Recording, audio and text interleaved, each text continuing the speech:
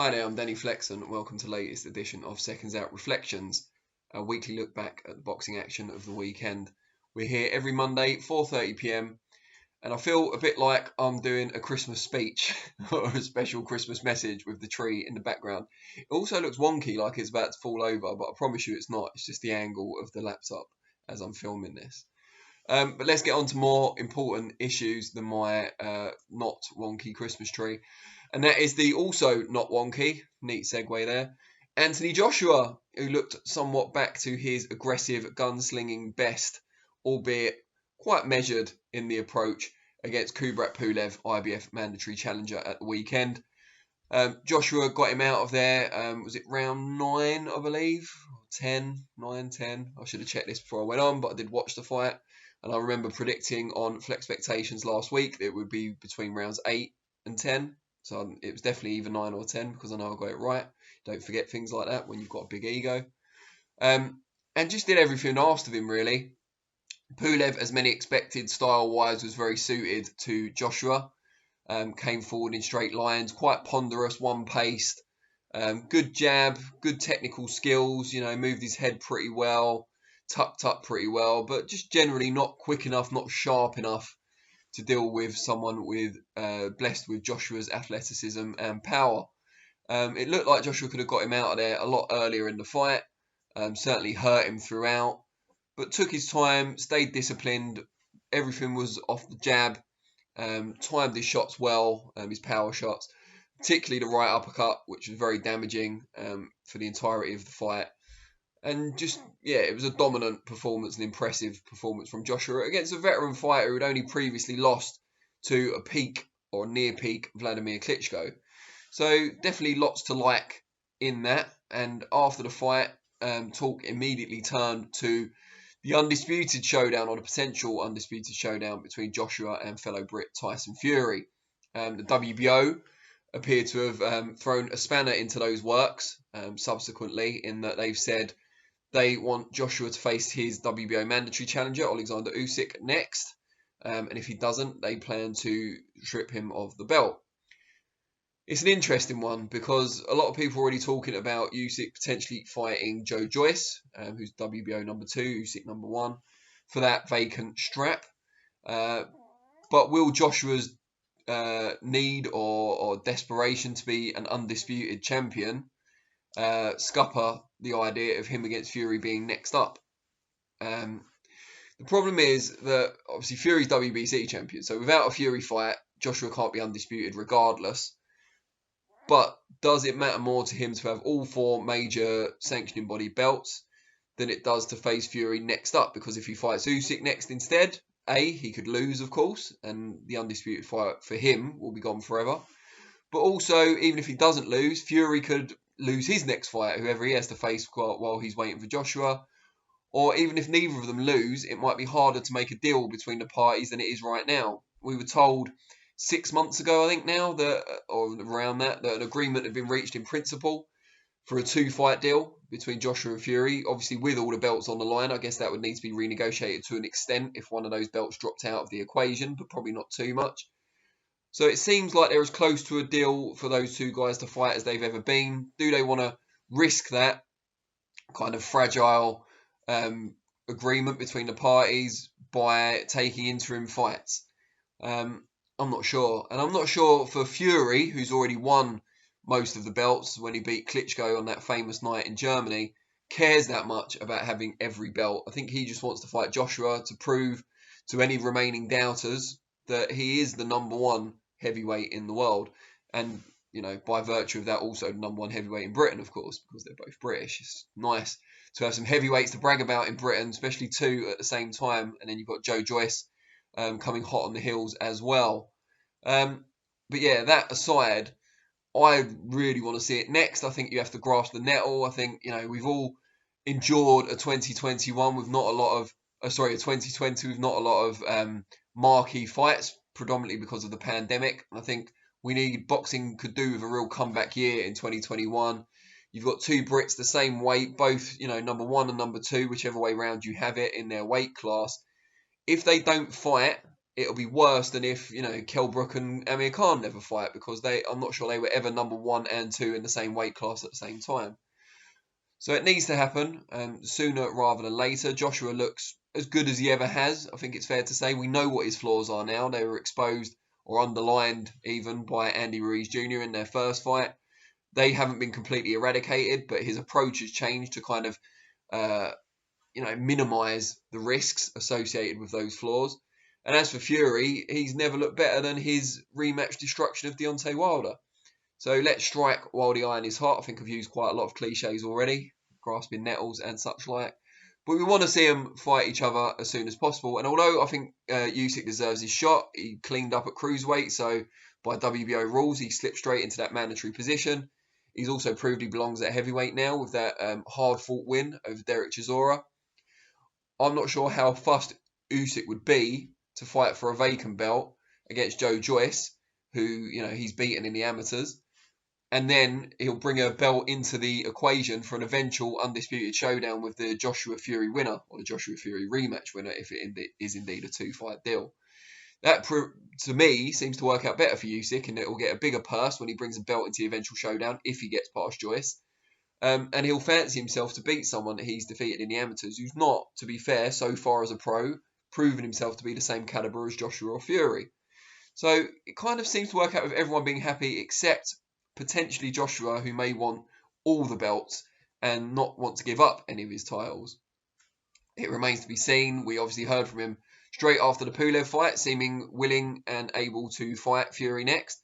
But now the WBO have issued their edict. Will he feel the same way, or will he want to take care of his mandatory obligation first? Let's hope not, if it's the big fight we all want to see. And then to the fight itself. Now, a lot of people already on social media counting Joshua out. I kind of understand why, given Fury's performance against Wilder. He looked damn near unbeatable. But two things about Fury. One, he's not unbeatable. We've seen him troubled by fighters in the past. Most people believe that John McDermott was very unlucky not to beat him, albeit a long, long time ago now. He's vastly improved as a fighter since Fury. But also, just because he got up in the final round from that hellacious Wilder shot, a gif, a meme that will be played for years to come, I'm sure, his kind of resurrection, it doesn't mean he can't be stopped. Even though it was a massive shot that he took, and he showed great recuperative powers to get up, and he deserves all the credit he's had, Wilder didn't tag Fury cleanly very much in that fight. And I think Joshua will look to do damage early on and hurt Fury early on. I'm not saying he can get him out of there, but it's chipping away, it's decimating him gradually. And I think over time, he will feel that he can get to Fury and get him out of there. I'm not saying he's a bigger one-punch hitter than Wilder. Joshua's certainly not. But he does land more shots. He's more accurate. And he's probably a bit faster. And he's more athletic. And he can get in the gaps. And he'll throw more shots as well. He's more of a volume puncher than Wilder is. So I think it's not impossible to see Fury getting stopped in that fight. I don't believe Joshua beats him on points. I think the Joshua we saw against Andy Ruiz in the rematch, while absolutely ideal for that opponent at that time, I think would struggle against Fury. I think if he tried to remain on the outside and win off his jab, I think Fury's the taller, longer fighter. He's got an excellent jab himself. He's more mobile. He's certainly the better footwork. Well, not necessarily better footwork, slicker, more fluid footwork. Joshua has very good technical footwork. Fury stay on the outside. If they're both kind of trying to exchange jabs, I think Joshua is the one who will fall short on that occasion, both literally and figuratively, and Fury can win from the outside.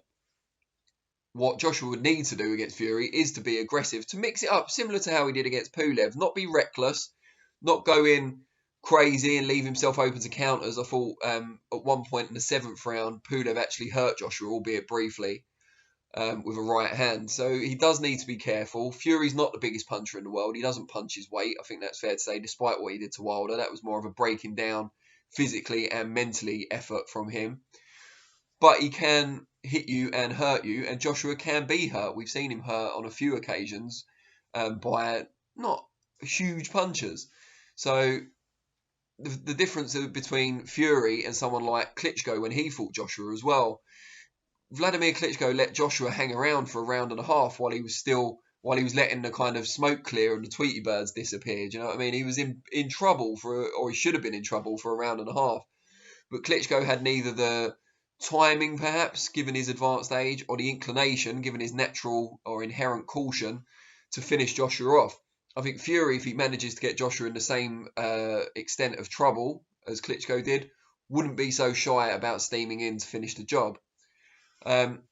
It's a very delicately poised fight, but for me, and this has been the case since the fight was first mooted, I think Joshua doesn't have the right style to expose the flaws Fury has. I think Fury can be a bit complacent on occasion. He can go to sleep a little bit in fights. And if you're sharp enough and fast enough to get inside and tag him, and you're a big puncher, then that could be a problem. I always thought someone like a David Haye, for example, fast on his feet, explosive, big puncher, could have given Fury trouble. I'm not saying I felt he would have beaten Fury, but I felt that style, that kind of jerky, hard to predict, lots of feint style. We saw Joshua throwing a few feints on Saturday night, incidentally. I always thought that would be the style that would give Fury trouble. We've seen him, with someone like Steve Cunningham, who's a cruiserweight size, quite fast, able to get on the inside, had some problems there. More recently, Otto Wallin, who had quite fast hands, but more got on the inside, roughed Fury up, pulled him around a bit, cut him, obviously put his head in. I don't see Joshua fighting like that. It's just not his style. He's quite a clean fighter.